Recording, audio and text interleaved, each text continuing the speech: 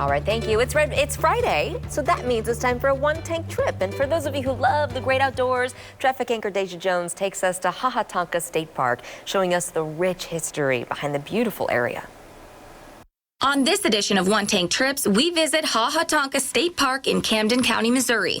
Located 155 miles from Kansas City, this trip took us 2 hours and 34 minutes. The park was started here and the state acquired it in 1978. Originally, why the state was so interested is because of what we call karst topography, which is basically how water reacts and moves through bedrock. And that creates like characteristics of karst topography would be springs, sinkholes, natural bridges, caves, a lot of things that you'll find here at Tonka. And while the natural features are one of the main attractions, it's the castle that is most popular. It all happened before the Lake of the Ozarks was even thought of. A man by the name of Robert Snyder came to the area. He fell in love with it, primarily because below us here, below the castle, there was a spring-fed lake, which below is Tonka Spring, Missouri's 12th largest spring. So Robert Snyder came to the area, fell in love with it, and decided that he was going to purchase a large amount of land and build a European-style mansion here up on the hill. He started construction around 1905, and a year later was killed in a tragic automobile accident. His sons took over.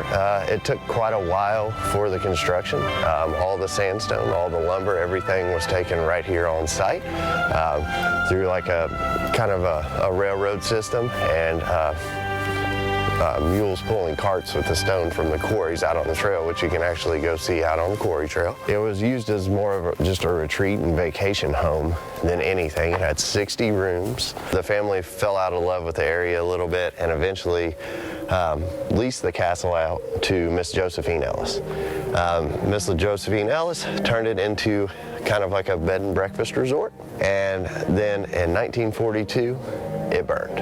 Oh no. October 20th, 1942. After learning about the castle, we went to another popular site in the park, the Natural Bridge. This natural bridge was created after a cave collapsed. It is said to have been a meeting place for tribal meetings and church revivals. Along with the history, there is plenty of wildlife to see as well. If you're here at the state park, Tonka's got the armadillo. Yeah, terrible little creatures. Armadillos aren't good? What do they even do? They burrow and they breed and spread like crazy. They're not really native to the area.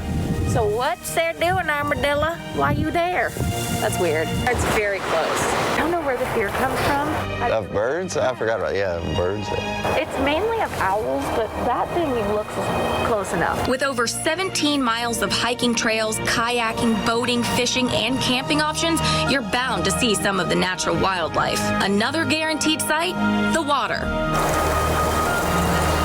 And originally it led to a spring-fed lake here where the Lake of the Ozarks eventually consumed it. We have a courtesy fishing dock. You can come down, I mean, you can jump. We don't have a designated beach, but you can swim here along the shoreline as long as it's in the lake and just not in our spring. There is no shortage of beauty and activities here at Tonka, and the best part is that it's free. The park is open every day from 10 a.m. until 5 p.m. For One Tank Trips, Daisha Jones, 41 Action News.